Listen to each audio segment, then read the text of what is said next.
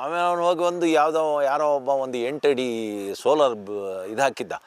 ಒಂದೇ ಸತಿ ಮುಂದ್ಲ ಕಾಲಲ್ಲಿ ಹಿಂಗೆ ಅಪ್ಪಳಿಸಿ ಎಳಕ್ಕಂದು ಹೋದ. ಅಯ್ಯೋ ಭೀಮಿಗೆ ಹೊಡೆದ್ರಲ್ಲ ಅಂತ ಹೋಗಿ ಓಡಿದೆ.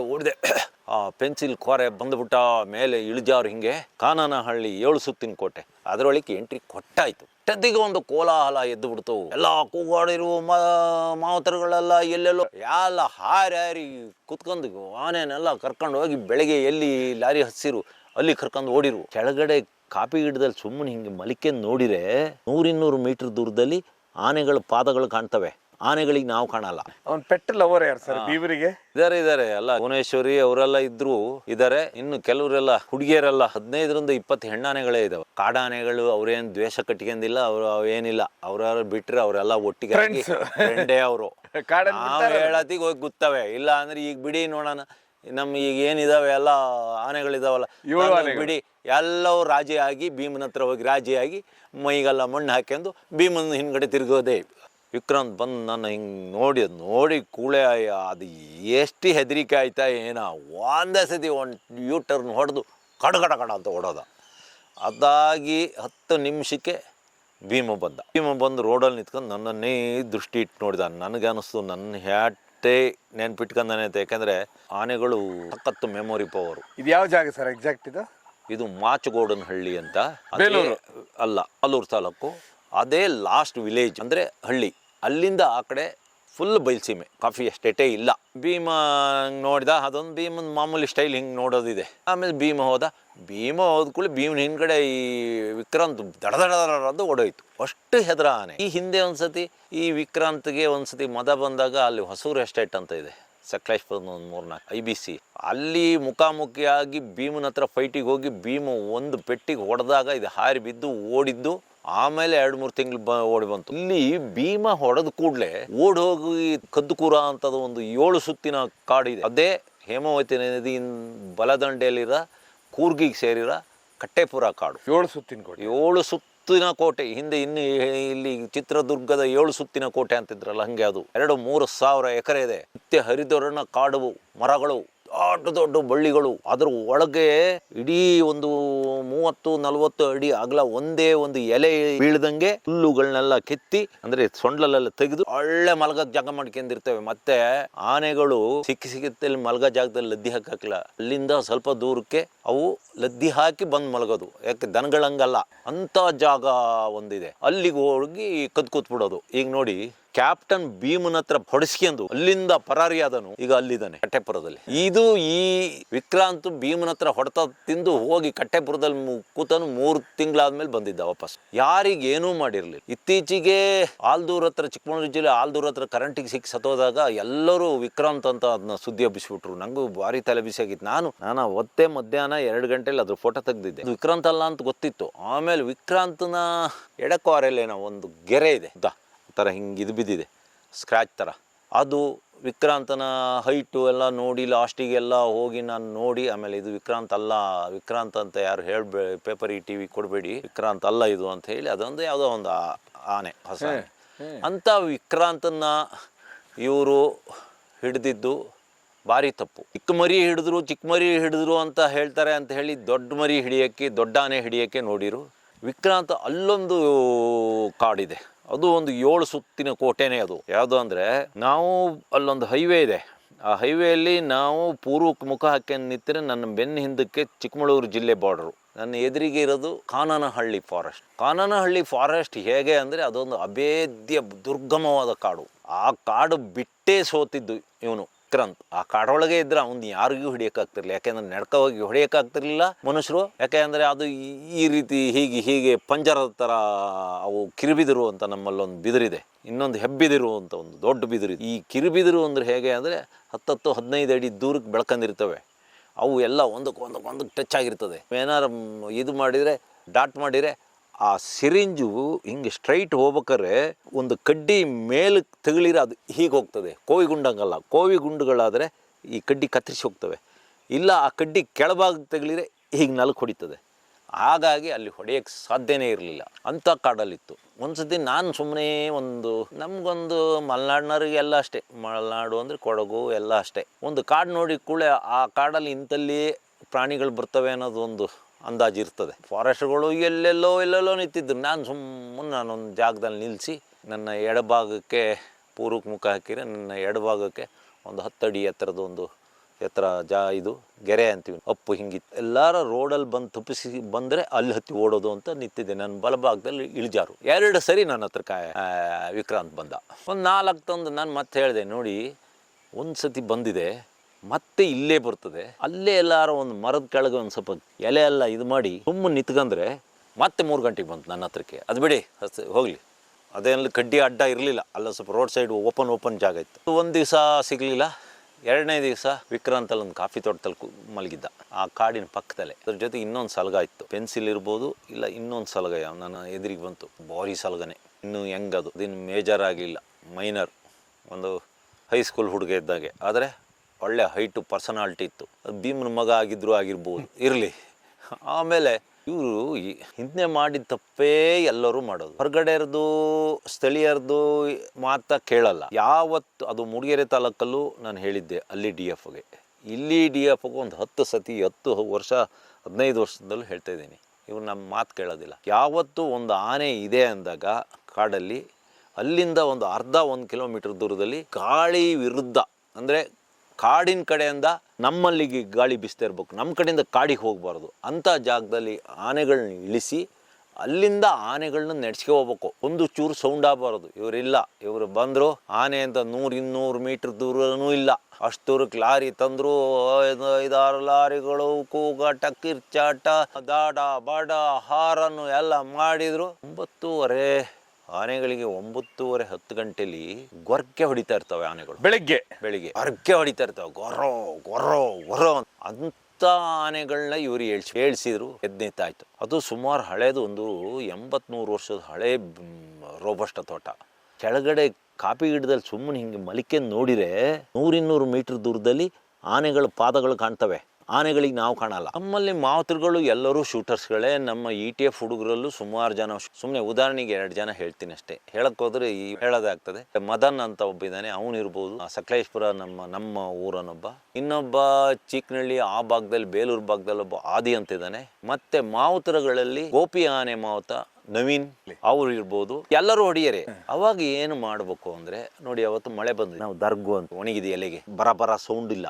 ಗಾಳಿ ವಿರುದ್ಧ ದಿಕ್ಕಾಗಿ ಈ 2 ಜನ ಹುಡುಗರನ್ನ ಕಳಿಸಿದ್ರೆ, ನವೀನನ್ನು ಅದನ್ನಾಗಲಿ ಅವ್ರು 2-3 ಜನ ಕಳಿಸಿದ್ರೆ, ಅವರು ಇರೋದೇ ಭಾರಿ ಕುಳ್ಳ, ಭಾರಿ ಹೈಟ್ ಇಲ್ಲ.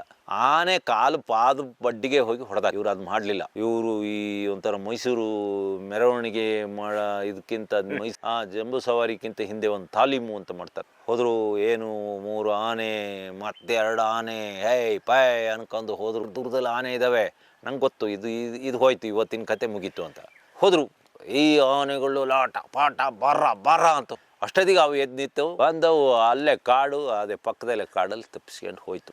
ಇಲ್ಲಿಂದ ಅವತ್ತು ವಾತಾವರಣ ಹೆಂಗಿತ್ತು ಅಂದರೆ, ಗಾಳಿನ ಚಲನೆ ಹೆಂಗಿತ್ತು ಅಂದರೆ, ಈಗ ಸಾಮಾನ್ಯಕ್ಕೆ ನಮ್ಮಲ್ಲೆಲ್ಲ ನಾರ್ತ್ ಈಸ್ಟ್ ಈಶಾನ್ಯ ಮಾರುತಗಳು. ಅವತ್ತು ಬೆಳಿಗ್ಗೆ ಗಾಳಿ ನೈಋತ್ಯ ಮಾರುತಗಳು, ಸೌತ್ ವೆಸ್ಟ್ ಅಂತ ಹೇಳುತ್ತಾರ, ಸೌತ್ ವೆಸ್ಟ್ ಗಾಳಿ ಬೀಸ್ತಾ ಇತ್ತು. ಕರೆಕ್ಟಾಗಿ ನಮ್ಮ ಆನೆಗಳು ಹೋಗಿ ಅಲ್ಲಿ ನಿಂತ್ಕೊಂಡು ಆ ಕಡೆಗೆ ಸ್ವಲ್ಪ ಹೊತ್ತಿಗೆ ಸುದ್ದಿ ಬಂದಾಯ್ತು. 2 ಗಂಟೆ ಹೊತ್ತಿಗೆ ಭೀಮ ಬರ್ತಾ ಇದ್ದಾನೆ. ಅಲ್ಲಿಂದ ಒಂದು ಭೈರಾದೇವ್ರ ಬೆಟ್ಟ ಅಂತ, ಭೈರಾದೇವ್ರ ಬೆಟ್ಟ ಪಶ್ಚಿಮ ಘಟ್ಟಗಳನ್ನ ಬಿಟ್ಟರೆ ನಮ್ಮ ಚಾರ್ಮುಡಿ ಘಾಟ್ ಸಮ ಬರುತ್ತೆ. ಬೇಲೂರಿನ ಭೈರಾದೇವ್ರ ಬೆಟ್ಟ ಪಶ್ಚಿಮ ಘಟ್ಟಗಳನ್ನ ಬಿಟ್ಟರೆ ಒಂದು 3500 ಅಡಿ ಎತ್ತರ ಇರೋ ಒಂದು ಏಕೈಕ ಬೆಟ್ಟ. ಆ ಬೆಟ್ಟದ ಮೇಲೆ ಒಂದು ದೊಡ್ಡ ಕಲ್ಲು ಇದೆ, ಅಗಲ ಕಲ್ಲು. ಅದ್ರ ಮೇಲೆ ಒಂದು ಶಿವಲಿಂಗನ ಆಕಾರದಲ್ಲಿ ಇದೆ, ಅಂದರೆ ಪ್ರಕೃತಿ ಆ ರೀತಿ ಇದು ಬಂದಿರೋದು. ಒಂದು ಶಿವಲಿಂಗದ ಥರ ಇದೆ, ಶಿವಲಿಂಗ ಅದೇ ಥರ ಇದೆ. ಅದನ್ನ ಭೈರಾದೇವರು ಅಂತ ಹೇಳಿ ಅದಕ್ಕೆ ಭೈರಾದೇವ್ರ ಬೆಟ್ಟ ಅಂತಾರೆ. ಆ ಬೆಟ್ಟಕ್ಕೆ ಏನು ಪಶ್ಚಿಮ ಘಟ್ಟದ ಗಾಳಿ ಅದು ಅಲ್ಲಿ ನಿಂತರೆ ನಮಗೆ ಬಲ್ಲಾಳರಾಯನ ದುರ್ಗ, ಅಲ್ಲಿಂದ ಚಾರ್ಮುಡಿ ಘಾಟಿಯ ಬೆಟ್ಟಗಳು, ಪಶ್ಚಿಮ ಘಟ್ಟದ ಬೆಟ್ಟಗಳು, ಆಮೇಲೆ ಎತ್ತಿನ ಭುಜ ಅವೆಲ್ಲ ಕಾಣ್ತವೆ. ಅಲ್ಲಿಂದ ಗಾಳಿ ಬೀಸೋದ್ರಿಂದ ಆಮೇಲೆ ಆ ಬೆಟ್ಟದ ಮೇಲೆ ಒಂದು ಆಶ್ಚರ್ಯ ಅಂದರೆ, ಅಲ್ಲೆಲ್ಲ ಎಲೆ ಉದ್ರ ಕಾಡುಗಳು ಜಾಸ್ತಿ, ಅಲ್ಲೆಲ್ಲ 60-70 ಇಂಚು ಒಳಗೆ ಮಳೆ ಬೀಳೋ ಅಂಥ ಜಾಗ. ಆದರೆ ಆ ಬೆಟ್ಟದ ಮೇಲೆಲ್ಲ ನಿತ್ಯ ಹರಿದ್ವರ್ಣ ಕಾಡುಗಳು, ಎವರ್ಗ್ರೀನ್ ಫಾರೆಸ್ಟ್ ಥರದ್ದು ಮರಗಿಡಗಳು, ಅವೆಲ್ಲ ನಮಗೆ ಗೊತ್ತು. ನಮ್ಮ ಲೋಕಲ್ ಹೆಸರು ಹೇಳಿದರೆ ಅದಕ್ಕೆ ಲೋಕಲ್ ಹೆಸರುಗಳು. ಅಂಥ ಮರಗಳು ಇರೋದ್ರಿಂದ ಈ ಟೈಮಲ್ಲಿ ಆನೆಗಳು ಹೋಗಿ ನಿಲ್ಲದೆ ಅಲ್ಲಿಗೆ ಹೋಗಿದೆ. ಇಲ್ಲ ನಮ್ಮ ಆನೆಗಳಿಗೇನು ನಾವು ಈಗ ಇಂಡಿಯಾ ಪಾಕಿಸ್ತಾನ ಇದೀವಲ್ಲ, ಹಾಗೇನಲ್ಲ.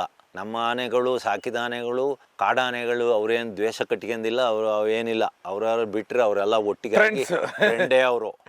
ನಾವು ಹೇಳತ್ತಿಗೆ ಹೋಗಿ ಗೊತ್ತವೆ, ಇಲ್ಲ ಅಂದ್ರೆ ಈಗ ಬಿಡಿ ನೋಡೋಣ. ನಮ್ಮ ಈಗ ಏನಿದಾವೆ ಎಲ್ಲ ಆನೆಗಳಿದಾವಲ್ಲ, ಬಿಡಿ ಎಲ್ಲವೂ ರಾಜಿಯಾಗಿ ಭೀಮನ ಹತ್ರ ಹೋಗಿ ರಾಜಿಯಾಗಿ ಮೈಗೆಲ್ಲ ಮಣ್ಣು ಹಾಕ್ಯಂಡು ಭೀಮನ ಹಿಂದ್ಗಡೆ ತಿರುಗೋದೇ ಹಿಂಬಾಲಕರೇ ಆಗ್ತವೆ. ಆಯ್ತಾ, ಬಹುಶಃ ಈ ಆನೆಗಳೇ ಸಿಗ್ನಲ್ ಕಳಿಸಿರ್ಬೋದು. ಅಂಥ ಸಿಗ್ನಲ್ಗಳಿಗೆ ಸಬ್ಸಾನಿಕ್ ವೇ ಆಫ್ ಕಮ್ಯುನಿಕೇಶನ್ ಅಂತಾರೆ. ಆನೆಗಳ ಕಮ್ಯುನಿಕೇಶನ್. ಆಯ್ತು, ನಾನು ಹೋದೆ ನಾನು ಹೋಗಿ ನೋಡ್ತೀನಿ. ಭೀಮ ಬಂದು ಏನು ಹೇಳಿದೆ ನಾನು, ಕಾನನಹಳ್ಳಿ 7 ಸುತ್ತಿನ ಕೋಟೆ ಅದರೊಳಗೆ ಎಂಟ್ರಿ ಕೊಟ್ಟಾಯ್ತು. ಅಷ್ಟೊತ್ತಿಗೆ ಒಂದು ಕೋಲಾಹಲ ಎದ್ದು ಬಿಡ್ತು. ಎಲ್ಲ ಕೂಗಾಡಿರುವ ಮಾವತರುಗಳೆಲ್ಲ ಎಲ್ಲೆಲ್ಲೋ ಎಲ್ಲ ಮರದ ಬಡ್ಡೆನೇ ಇಲ್ಲ ಅಂದ್ರೆ ಅವ್ರು ಕರೆದ್ರಿ ಫಾರೆಸ್ಟ್ ಇವ್ರು ಹೊಡೆದ್ಮೇಲೆ ತಾನೆ ಅವರು ಆನೆ ಕರ್ಕೊ ಹೋಗೋದು. ಎಲ್ಲ ಹಾರಿ ಕುತ್ಕೊಂಡು ಆನೆನೆಲ್ಲ ಕರ್ಕೊಂಡು ಹೋಗಿ ಬೆಳಗ್ಗೆ ಎಲ್ಲಿ ಲಾರಿ ಹಸಿರು ಅಲ್ಲಿ ಕರ್ಕೊಂಡು ಓಡಿರು. ನಾನು ಭೀಮನ ಹಿಂದೆ ಒಂದು ಸ್ವಲ್ಪ ಹೋಗಿ ನೋಡಿದೆ. ಆಮೇಲೆ ಭೀಮ ಬರೋಕ್ಕೆ ಶುರು ಮಾಡಿದ. ಅಷ್ಟೊತ್ತಿಗೆ ಕೆಳಗಡೆ ಕಾಡಲ್ಲಿದ್ದನು, ಅಲ್ಲೊಂದು ಮಧ್ಯೆ ರೋಡ್ ಇತ್ತು, ಅಲ್ಲಿದ್ದು ವಿಕ್ರಾಂತ್ ಮೇಲೆ ಹತ್ತಿ ಹೊಡೆದ. ಅದಕ್ಕಿಂತ ಮೊದಲು ಈ ಆದಿ ಅಂಡ್ ಟೀಮು ಮತ್ತು ನಮ್ಮ ಮಾವತರು, ನಮ್ಮ ETF ಒಂದು, ಅವನು ETF ಆದಿ, ಆಮೇಲೆ ನಮ್ಮ ಮದನ, ಇನ್ನೂ ETF ಹುಡುಗರು ಸುಮಾರು ಜನ. ETF ಹುಡುಗರು ಧೈರ್ಯವಂತರೇ. ಅವ್ರು ಇತ್ತೀಚೆಗೆ ಟ್ರೈನಿಂಗ್ ಇರಲಿಲ್ಲ, ಅವರೆಲ್ಲ ಇತ್ತೀಚೆಗೆ ಬಂದರಾದರೂ ಈಗ ಒಳ್ಳೆ ಧೈರ್ಯವಂತರಾಗಿತ್ತು. ಅವರೆಲ್ಲ ಹೋದ ಕೂಡಲೇ ವಿಕ್ರಾಂತ್ ಅಟ್ಟಾಡಿಸಿ ಜೊತೆಗೆ ಬೇರೆ ಆನೆಗಳು. ಆಮೇಲೆ ಏನು ಭೀಮ ಹೋದ ಕಾಡೊಳಗೆ ವಿಕ್ರಾಂತ್ ಹೋದ. ಅಲ್ಲಿಗೆ ಮುಗೀತು. ನಾನು ಒಂದು ಕಡೆ ನಿಂತಿದ್ದೇನೆ, ನನ್ನಿಂದ ಒಂದು 100 ಮೀಟರ್ ದೂರದಲ್ಲಿ ವಿಕ್ರಾಂತ್ ಕಾಡೊಳಗೆ, ಅಲ್ಲಿಂದ ಆ ಕಡೆ ಒಂದು 100-200 ಮೀಟರ್ ದೂರದಲ್ಲಿ ಭೀಮ. ಎಲ್ಲ ತಗೊಂಡು ಪರಾರಿ ಹೋಗಾಯ್ತು. ಮೂರನೇ ದಿನ ವಿಕ್ರಾಂತ್ ಅಲ್ಲೊಬ್ಬರು ಪ್ಲಾಂಟರ್ ಮನೆ ಹತ್ರ 9 ಗಂಟೆಗೆ ಹೋಗಿದ್ದಾನೆ. ಫೋನ್ ಬಂತು, ವಿಕ್ರಾಂತ್ ಬಂದಿದ್ದಾನೆ ಅಂತ. ಹೌದಾ. ಆಮೇಲೆ ಭೈರಾದೇವ್ರ ಬೆಟ್ಟದಲ್ಲಿ ಇವರೆಲ್ಲ ವಿಕ್ರಾಂತ್ ಎಲ್ಲ ಒಟ್ಟಿಗಾಗಿ ಭೀಮ ಅದೊಂದು ತ್ಯಾಗ ಮಾಡಿದ. ಇಡೀ ಅವನ ಅದು ಹೇಗಾಗ್ತದೆ ಅಂದರೆ, ಮನುಷ್ಯರ್ಕಿಂತ ಬೇರೆ ಆನೆಗಳು ಬಂದಾಗ ಒಂದು ಆನೆ ಲೀಡ್ರು, ಅದು ಭೀಮ ಅಂದರೆ ಒಬ್ಬ ಅಲ್ಲೊಂದು 60-70-80 ಆನೆಗಳ ಲೀಡ್ರು. ಆಮೇಲೆ ಭೀಮ ಇನ್ನೂ ಮದದಲ್ಲೇ ಸ್ವಲ್ಪ ಇದ್ದ. ಭೀಮ ಇಷ್ಟು ಬೇಗ ಅಲ್ಲ, ಇಷ್ಟು ದಿನ ಗುಂಪೊಳಗೆ ಇದ್ದ ಅಂದರೆ ಇನ್ನೊಂದು ಯಾವುದೋ ಒಂದು ಹೆಣ್ಣಾನೆ ಬಹುಶಃ ಹೀಟಿಗೆ ಬಂದಿತ್ತು. ಇಲ್ಲ ಅಂದ್ರೆ ಭೀಮ ಅಲ್ಲಿ ಇರಲ್ಲ, ಅವನ ಜಾಗಕ್ಕೆ ಅವನು ಹೋಗ್ಬಿಡ್ತಾನೆ. ಅವನ್ ಪೆಟ್ ಲವರ್ ಯಾರು ಸರ್ ಬೀವರಿಗೆ? ಇದಾರೆ ಎಲ್ಲ ಭುವನೇಶ್ವರಿ ಅವರೆಲ್ಲ ಇದ್ದಾರೆ. ಇನ್ನು ಕೆಲವರೆಲ್ಲ ಹುಡುಗಿಯರೆಲ್ಲ ಅವರು ಅವರೆಲ್ಲ ಇದ್ದಾರೆ. ಯಾಕೆಂದ್ರೆ 15-20 ಹೆಣ್ಣಾನೆಗಳೇ ಇದಾವೆ. ಆಮೇಲೆ ಏನಾಯ್ತು, ಭೀಮ ಸುತ್ತ ಹೊಡಿಯಕ್ಕೆ ಶುರು ಮಾಡಿದ. ಎಲ್ಲ ಇದು ಮಾಡಿದ, ಸುತ್ತ ಯಾರನ್ನು ಹತ್ರಕ್ಕೆ ಬರಕ್ ಬಿಡ್ತಿರ್ಲಿಲ್ಲ. ಎಲ್ಲ ತಿಳ್ಕೊಂಡಿದ್ರು ವಿಕ್ರಾಂತ್ಗೆ ಮದ ಬಂದಿದೆ, ಹಂಗಾಗಿ ಭೀಮಿಗೆ ಹೆದರುತ್ತೆ, ಭೀಮಿಗೆ ಹೊಡಿತಾನೆ ಅಂತ. ವಿಕ್ರಾಂತ್ಗೆ ಮದ ಬಂದಿರಲಿಲ್ಲ. ಆಮೇಲೆ ಏನಾಯ್ತು, ಲಾಸ್ಟಿಗೆ ಇವರೊಂದು ಕತಾರ್ನಕ್ ಒಂದು ಪ್ಲಾನ್ ಹಾಕಿಬಿಟ್ರು ಫಾರೆಸ್ಟ್ ಡಾಕ್ಟರ್ ಎಲ್ಲ. ಭೀಮಿಗೆ ಹೊಡೆದು ಮಲಗ್ಸೋಣ, ಆಮೇಲೆ ವಿಕ್ರಾಂತನ ಬೇರೆ ಮಾಡಿ ಹೊಡೆಯೋಣ ಅಂತ. ಒಳ್ಳೆ ಒಂದು ತಂತ್ರ. ಒಂದು ಯುದ್ಧ ಅಂದಮೇಲೆ ತಂತ್ರ ಕುತಂತ್ರಗಳು ಹೇಗಿರ್ತವೆ, ಇದು ಅದೇ ತರ ಭಾರಿ ಐಡಿಯಾ. ಇದು ಒಂದು ಭಾರಿ ಖತರ್ನಾಕ್ ಐಡಿಯಾ ಅದು. ನನ್ಗೆ ಬೇಜಾರಾಯ್ತು, ಅಯ್ಯೋ ಭೀಮಿಗೆ ಹೊಡಿತಾರಲ್ಲ ಅಂತ. ಲಾಸ್ಟಿಗೆ ಭೀಮಿಗೆ ಹೊಡೆದಾಯ್ತು, ಕಾಲಿಗೆ ಬಿದ್ದಿತ್ತು. ಅದು ತೆಪ್ಪಿ ಹೋಗ್ತಿತ್ತು. ಅದೇನೋ ಅಜ್ಜಿ ಪುಣ್ಯ ಅಂತಾರಲ್ಲ ಹಂಗೆ ತೆಗ್ದಿದ್ದೆ ಕೊಡ್ರೋ, ಅದು ಕಾಲಿಗೇನೋ ಬಿತ್ತು. ಭೀಮ ಹೋಗಿ ಅಲ್ಲಿ ಬಿದ್ದ. ಫಸ್ಟ್ ಟೈಮ್ ಇದು ಭೀಮ ಬಿದ್ದಿದ್ದು. ಮಲಗಿದ್ದು ಭೀಮ ಇದೆ ಫಸ್ಟು. ಅವತ್ತು 2 ಹೊಡೆದ್ರು ಬಿದ್ದಿರಲಿಲ್ಲ. ಅದೇ ವೆಂಕಟೇಶನ್ ಸಾಯಕ್ಕಿಂತ ಒಂದು ವಾರದಿಂದ ಅವತ್ತು ನಾನು ಬಂದಿದ್ದ. ಆಮೇಲೆ ಮದನ್ ಹೋಗಿ ಇಂಜೆಕ್ಷನ್ ಕೊಟ್ಟ. ಅದೇ ಆ ಟೈಮ್ ನಾನು ಅಲ್ಲೇ ಎಲ್ಲ ಇದ್ದೆ. ಅಯ್ಯೋ ಭೀಮಿಗೆ ಹೊಡೆದ್ರಲ್ಲ ಅಂತ ಹೋಗಿ ಓಡಿದೆ. ಹೋಗಿ ಅಲ್ಲೆಲ್ಲೋ ಹೋಗಿ ಅಲ್ಲೊಂದು ಕಡೆ ನಿಂತಿದ್ದೀನಿ. ಆ ಪೆನ್ಸಿಲ್ ಕೋರೆ ಬಂದುಬಿಟ್ಟ ಮೇಲೆ ಇಳಿಜಾರು. ಹಿಂಗೆ ನಾನೊಂದು ಓಪನ್ ಜಾಗದಲ್ಲಿ ನಿಂತಿದ್ದೀನಿ. ಏನು ಸೊಂಡ್ಲು ಕೋರೆ ಎತ್ತಿಗೆಂದು ಬಂದ.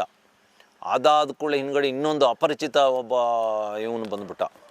ಅವನು ಅಂತಾರೆ, ಈಗ ಹೆಂಗೆ ಗೊತ್ತಾ, ಈ ಯಕ್ಷಗಾನದಲ್ಲಿ ರಾಕ್ಷಸರು ವೇಷ ಹಾಕ್ಯಂದು ಕುಣ್ಕೊಂಡು ಬರ್ತಾರಲ್ಲ ಅಂತ.